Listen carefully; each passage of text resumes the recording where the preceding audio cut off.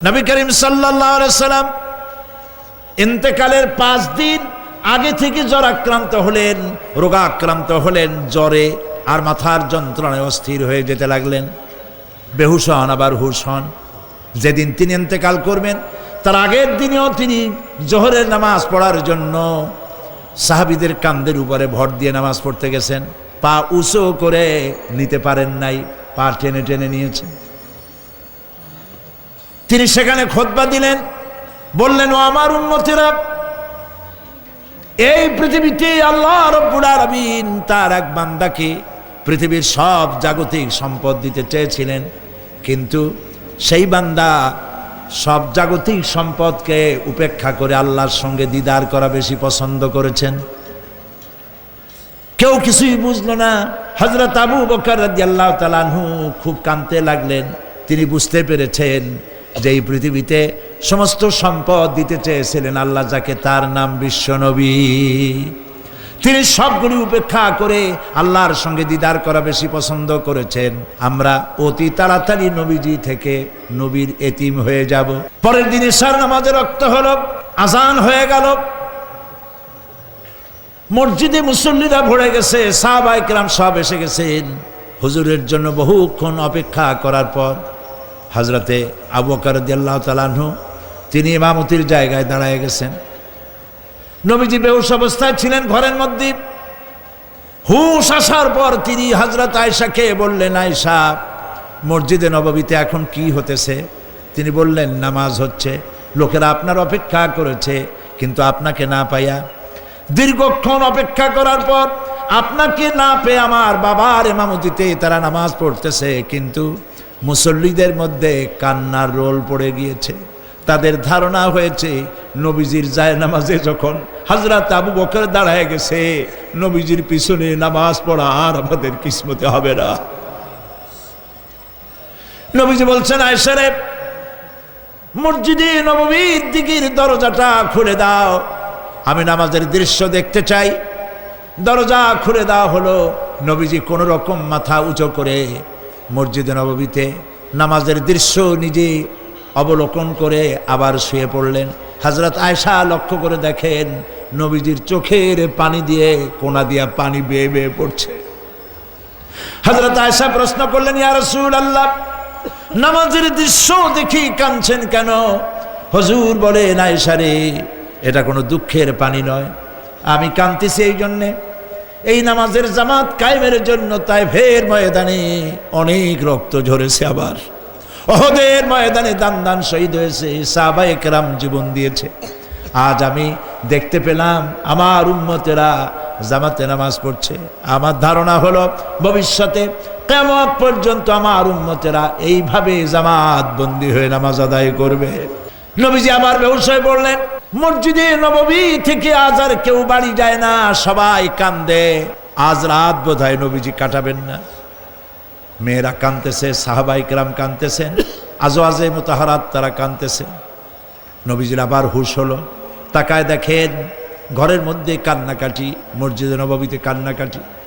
সব থেকে বেশি কাঁদতেছেন মা ফাতেমা। নবীজি হযরত ফাতেমার কান্না দেখে ইশারা করলেন, কাছে আয়। হযরত ফাতেমা রাসূলের কাছে গেলেন। নবীজি কানে কানে কি যেন বললেন, কান্নাটা বন্ধ হয়ে গেল। হযরত আয়েশা জিজ্ঞেস করলেন, মা, তোমার আব্বা তোমার কানে কি বলল আর কান্না বন্ধ হয়ে গেল? হযরত ফাতেমা বলে, আম্মাজি, আমার আব্বা আমাকে বললেন, মা ফাতিমা, তোমার কান্না আমার বরদাস্ত হয় না, কেঁদো না, আমি মৃত্যুর পরে সকলের আগে তোমার সাথে আমার দেখা হয়ে যাবে। হযরত ফাতেমা বলছেন, আম্মাজি, আমি বুঝতে পেরেছি আমার আব্বার এই কথার অর্থ কি। নবীজির ইন্তেকালের পরে আত্মীয় স্বজনের মধ্যে সবার আগে আমার মৃত্যু হবে আর আমার পিতার সাথে আমি মিলিত হতে পারবো। রাত যখন শেষ হয়ে এলো, নবীজির হুশ হয়েছে। তাকায় দেখেন হযরত জিবরাইল দাঁড়ানো। হযরত জিবরাইল নবীজির চেহারা মোবারকের দিকে তাকায় বলেন, আসসালামু আলাইকা ইয়া রাসূলুল্লাহ। আল্লাহ আপনাকে সালাম বলেছেন, আর আল্লাহ পাক জানতে চেয়েছেন আপনার মুখে আপনি কেমন আছেন। আল্লাহ জানেন আপনার অবস্থা কি, তারপরেও আপনার মুখে শুনতে চেয়েছেন আপনি কেমন আছেন। নবীজি বলছেন, জিবরাইল বড় কষ্টে আছি, বড়ই যন্ত্রণা, বড়ই কষ্ট। হযরতে জিবরাইল বলছেন, ইয়া রাসূলুল্লাহ, আজকে এক নতুন ফেরেশতা আমি সাথে করে নিয়ে এসেছি। এই ফেরেশতা পৃথিবীর কোনো নবী অথবা কোনো মানুষের কাছে যাওয়ার জন্য অনুমতি চায় না, আজ আপনার কাছে অনুমতি ভিক্ষা চায় কাছে আসার জন্যে। ওই ফেরেশতার নাম হচ্ছে মালাকুল মউত। হযরতে মালাকুল মউত বলেন, ইয়া রাসূলুল্লাহ, এই পৃথিবীতে আদম আলাইহিস সালাম থেকে নিয়ে পর্যন্ত কোন মানুষের জান কবজের জন্য আমার অনুমতি চাওয়া লাগে নাই, আর কোনোদিন লাগবে না। আজ আমি আসার সময় আল্লাহ বলেছেন আপনার জান কবজের জন্য আমি যেন আপনার কাছে অনুমতি ভিক্ষা চাই। নবীজি বলছেন, আমি যদি অনুমতি না দেই তো কি হবে? হযরতে মালাকুল মউত বলছেন, ইয়া রাসূলুল্লাহ, অনুমতি যদি না দেন আমি ফেরত চলে যাব, আমাকে সেভাবেই বলা হয়েছে। হযরতে জিবরাইল বলেন, ইয়া রাসূলুল্লাহ, হে আল্লাহ রাব্বুল আলামিন আপনার দিদারের ইন্তজার করতেছে।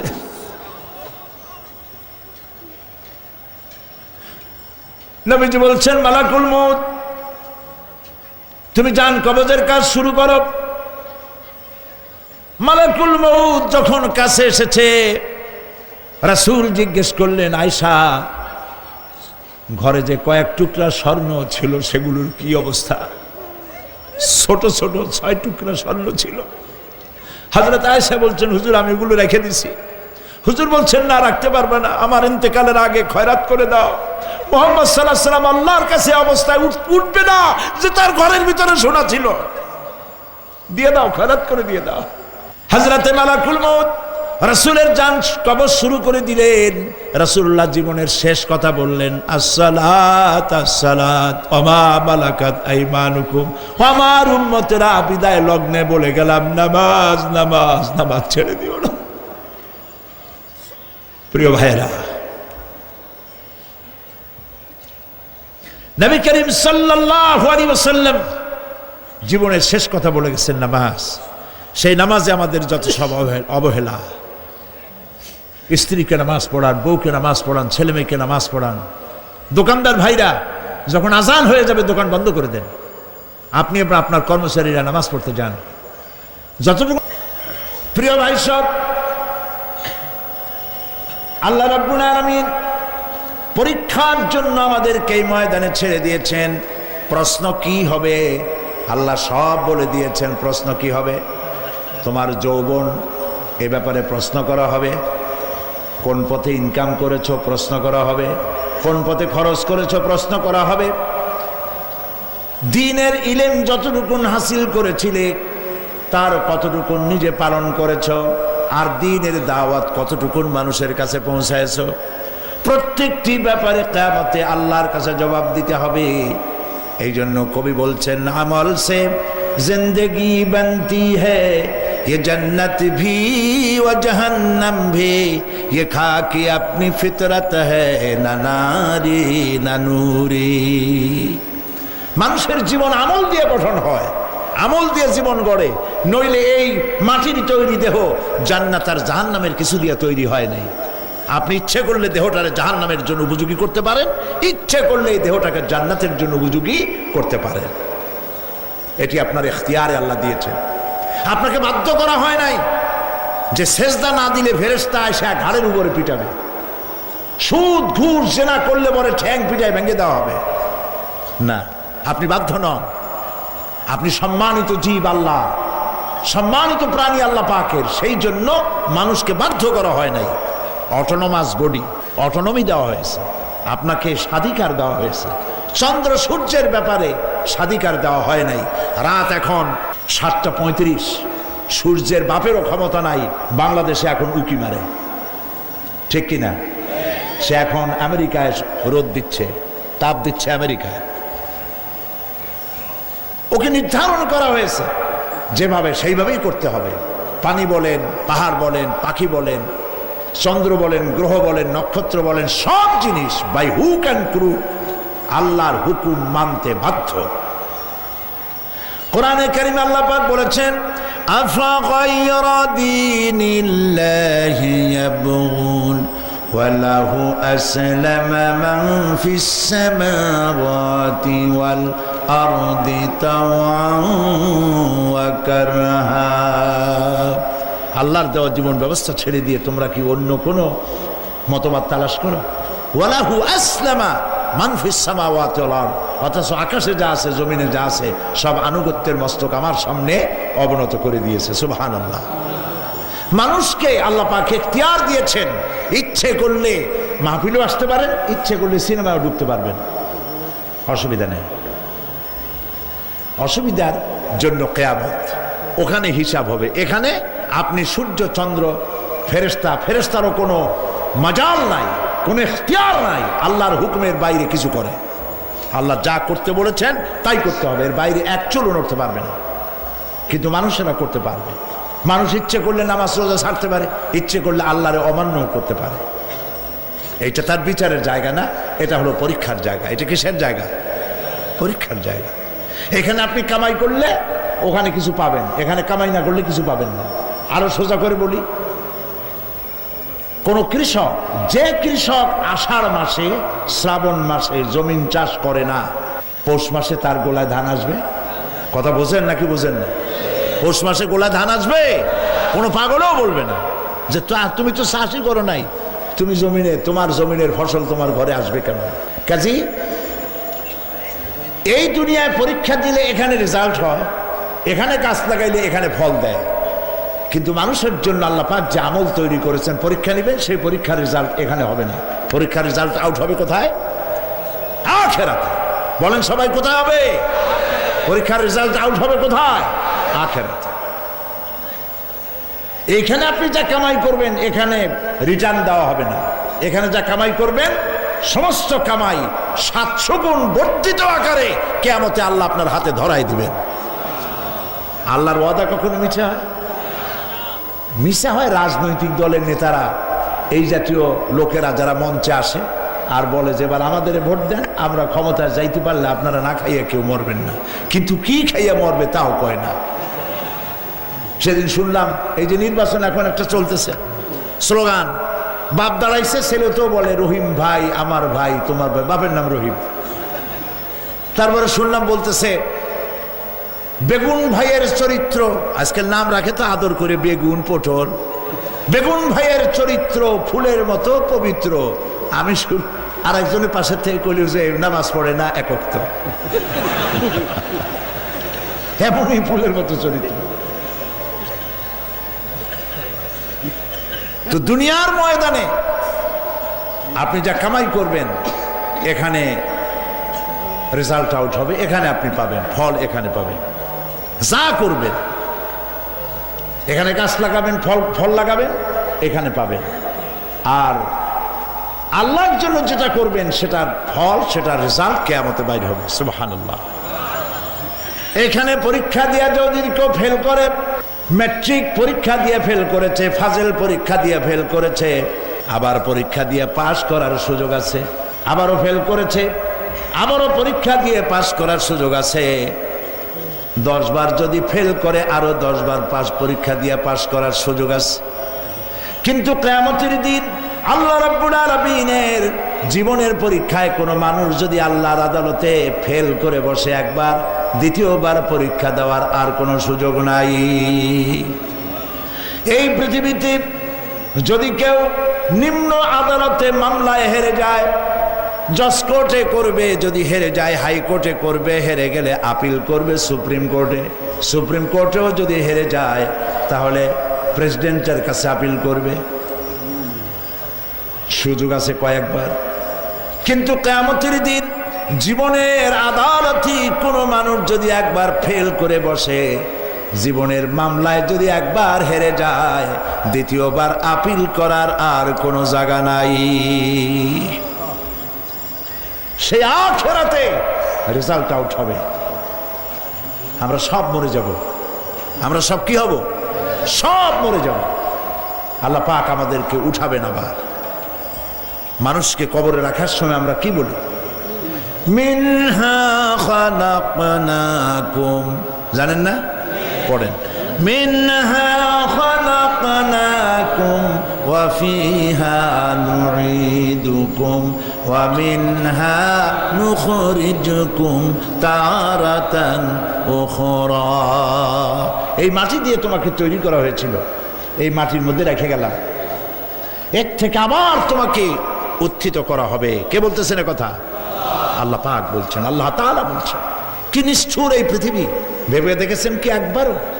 একবারও কি ভেবে দেখেছেন এই পৃথিবী কত নিষ্ঠুর? এই সন্তান সন্ততি সব একটি মোহ, একটি মায়া, একটি মহব্বত, একটি প্রতারণা। যে বইয়ের জন্য হারাম ইনকাম করেছেন, যে সন্তানদের জন্য হারাম ইনকাম করেছেন, জান দিলেন, রক্ত দিলেন, জীবন দিলেন, সারা রাত কষ্ট করেছেন, দৌড়দৌড়ি করেছেন, যখন মরে গেলেন, যে বাচ্চাটা আপনি কোলে না নিলে কলিজা ঠান্ডা হয় না, সেই বাচ্চা বলবে, মাকে বলবে, মা বাপের লাশ যে রুমে আছে আমার সেখানে নিও না, আমার ভয় করে। ঠিক কিনা? স্ত্রীও আরো দুই একজন লোক না হলে লাশের ঘরে থাকতে পারবে না, তারও ভয় করবে। থাকলে বড় জোর মা থাকতে পারে, বাপ থাকতে পারে। যাকে বিবাহ করার পর অনেক সন্তান আছে, মা বাপকে চোখে দেখতে পারে না, বড় কথা মতো মায়ের সাথে কথা বলা বন্ধ করে দেয়। হয়তো কুমিল্লা এরকম নাও থাকতে পারে। বউ তো নালিশ করছে, মার সাথে কথা কয় না, আবার বলে এই বুড়িটা মরে না কেন? নাউযুবিল্লাহ, নাউযুবিল্লাহ। বুড়িটারে মরার কথা বলতেছো তুমি।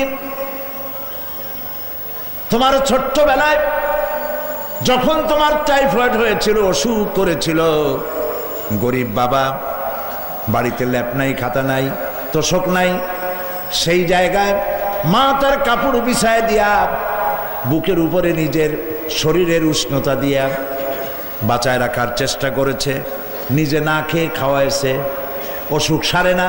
মা ওই মুমূর্ষ বাচ্চার সেরানে তার মাথার কাছে বসে তাহাজ্জুদের নামাজ পড়ে কোরআন শরীফ তেলাওয়াত করে, চোখ দিয়া পানি পড়ে, আর বলতে তাকে, রব্বুল আলামিন আমার জীবনটারে দিয়া আমার কলিজার টুকরা সন্তানটারে বাঁচাইয়া দাও। যেই মা নিজের জীবন দিয়া সন্তান বাঁচাইতে চাইল, সেই সন্তান আজকে বউ পাইয়া মাকে ভুলে যায়, মায়ের সাথে খারাপ ব্যবহার করে। আল্লাহ রব্বুল আলামিন বলেছেন, মা বাবার সঙ্গে খারাপ ব্যবহার করো না, ভালোবাসায় কথা বলো। ওয়াকুল লাহুমা কাওলান কারীমা, সম্মান সূচক কথা বলো। মা বাবার জন্য দোয়া করো আমার কাছে। কে বলতেছেন? আল্লাহ তাআলা বলছেন দোয়া করো আমার কাছে এই ভাষায়, রব্বিরহামহুমা কামা রাব্বায়ানি সাগীরা। পড়েন সবাই, রব্বিরহামহুমা কামা রাব্বায়ানি সাগীরা। আয় আমার রব, আমার মা বাপ যেমনি ছোটবেলায় আমাকে অত্যন্ত যত্ন করে লালন পালন করেছে, আল্লাহ তাআলা তুমি দয়া করে আমার মা বাপকে তোমার রহমতের করে লালন পালন করো। সুবহানাল্লাহ। প্রত্যেক নামাজের পর সকলে এই দোয়া পড়বেন, মনে থাকবে? মনে থাকবে? প্রিয় ভাই সব, সেই কিয়ামতের মাঠে আমাদেরকে উঠতে হবে, আল্লাহর দরবারে উঠতে হবে। সেই সময় আমাদেরকে কেউ উপকার করবে না। يوم لا ينفع مال ولا بنون, সম্পদ আর সন্তান সন্ততি কোনো কাজে লাগবে না। মা তার সন্তানকে চিনবে না, সন্তান তার মাকে চিনবে না, বাপ তার সন্তানকে চিনবে না, কেউ কাউকে পরিচয় দিবে না। কি মারাত্মক অবস্থা! মানুষ চরম অসহায় হয়ে যাবে। চতুর্দিকে ফেরেশতার আনাগোনা, সূর্য মাত্র 1 হাত উপরে, প্রচন্ড তাপ নিয়ে সূর্য অবস্থান নেবে, মাথার চান্দি ফেটে গিয়ে গুনাহগারের মাথার মগজ গলে গলে পড়তে থাকবে। পিপাসার যন্ত্রণা জিহ্বাটা ঝুলে কুকুরের মতো করে নাভিস্থল পর্যন্ত ঝুলে পড়বে। কেউ উপকার করবে না, কেউ জিগাবেও না। অনেক লোক আছে পীরের কাছে মুরিদ হয় আর মনে করে পীর সাহেব তারে কিয়ামতে সুপারিশ করবে। অসম্ভব। আয়াতুল কুরসির মধ্যে আমরা পড়ি মান যাল্লাযী ইয়াশফাউ ইনদাহু ইল্লা বিইজনিহি। কে আছে এমন, কার হিম্মত আছে আল্লাহ পাকের বিনা অনুমতিতে কথা বলে? সুবহানাল্লাহ বলে। কোথার পীর কোথার খাজা বাবা হারায় যাবে। ইব্রাহিম আলাইহিস সালামের মতো পয়গম্বর কি মনে করে? আল্লাহর খলিল। ইব্রাহিম আলাইহিস সালাম আল্লাহর কি? আল্লাহর খলিল। আল্লাহর খলিল কিয়ামতের দিন বলবেন আল্লাহ পাক, আয় আল্লাহ তাআলা, আমার বাপের কাছে আমার একটা ওয়াদা ছিল, আমি সুপারিশ করব তার জন্য, তুমি দয়া করে আমার বাপকে জাহান্নাম থেকে ক্ষমা করো, আমি তার জন্য সুপারিশ করতেছি। আল্লাহ তাআলা বলবেন, ইব্রাহিম তোমার সুপারিশ মঞ্জুর হলো না। কথা বুঝতেছেন না? বুঝতেছেন না? ইব্রাহিম আলাইহিস সালাম যদি বাপের জন্য সুপারিশ করতে না পারে, ইব্রাহিম আলাইহিস সালাম তিনি যদি তার বাপের জন্য সুপারিশ করিয়া যদি ব্যর্থ হন, আপনার পিসাব কোন কামে লাগবে চিন্তা করেন। নবী করিম সাল্লাল্লাহু আলাইহি ওয়াসাল্লামকে প্রশ্ন করা হয়েছে, হে রাসূল আপনার আব্বা আম্মার অবস্থা কি হবে? কথা কি শোনেন নাকি? আপনার আব্বা আম্মার অবস্থা কি হবে? নবী করিম সাল্লাল্লাহু আলাইহি ওয়াসাল্লাম বলেছেন, আমি আমার আব্বা আম্মার কোনো উপকারে আসব না। ইন্না লিল্লাহি ওয়া ইন্না ইলাইহি রাজিউন। তাহলে কোন সাহসে মনে করতেছেন কোন পীর কোন একটা বিদেশ থেকে দেশের থেকে একটা নাজিল হলো আর ওইটার পিছনে পিছনে দৌড়াবেন, সে আপনারা নাজাত দেবে, তার পায়ে চুমা খাবেন? এই পায়ে হাত দিয়ে কদমবুজি করা বাদ দেন। টাকা ইনকাম করার জন্য মানুষকে ভুল পথে পরিচালিত করছে অনেক পীর। হাসেন এমন খালি মানুষে টাকা দেয়, জামায় অনেক পকেট, খালি টাকা নেওয়ার সমানে ঢুকাইতে থাকে চতুর্দিক দিয়ে। বাইরে বোঝার উপায় নাই, কিন্তু অনেক পীর আছে এমন, ঢাকা শহরে বড় বড় মার্কেটের মালিক, আমি জানি বড় বড় মার্কেটের মালিক, বিরাট ব্যবসায়ী, জামা পরিষ্কার করে না 2 মাসেও। মানুষকে দেখাবার জন্য গামছাটা নাকের কাছে ধরে ফত ফত করে আওয়াজ করে, মনে হয় যেন কাঁদতেছে। আজ বিশাল তাসান্ন হাবিজাবি জিকির শিখায়। লা ইলাহা কতক্ষণ, ইল্লাল্লাহ কতক্ষণ, আল্লাহ আল্লাহ কতক্ষণ, কোথায় পাইছো? ইল্লাল্লাহ ইল্লাল্লাহ কিসের জিকির? ইল্লাল্লাহ মানে কি? আল্লাহ ছাড়া, আল্লাহ ছাড়া, আল্লাহ ছাড়া, আল্লাহ ছাড়া কি? কাজী রাসূলুল্লাহ যা করেন এগুলি বেদাত। এইসব পীরের পাশে যাবেন না, মনে থাকবে।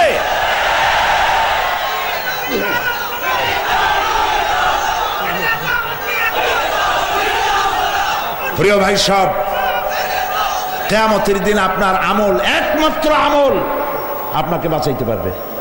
এই কোরআন শরীফে আল্লাহ পাক বলেছেন, ইয়া আইয়ুহাল্লাযীনা আমানু আবতাগু ইলাইহিল ওয়াসিলা, হে বিশ্বাসীরা ওসিলা ধরো।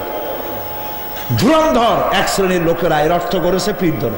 দুনিয়ার কোন তাফসীর, যত মুফাসসির পৃথিবীতে জন্মগ্রহণ করেছেন, কোন মুফাসসির এটা বলেন নাই আবতাগু ইলাইহিল ওসিলার মানে হলো পীর ধরো। বরং সমস্ত তাফসীর মুহাক্কিকিন বলেছেন আবতাগু ইলাইহিল ওসিলা আয় আমলে সালেহ, নেক আমলের ওসিলা ধরো। সুবহানাল্লাহ, নেক আমলের ওসিলা ধরো।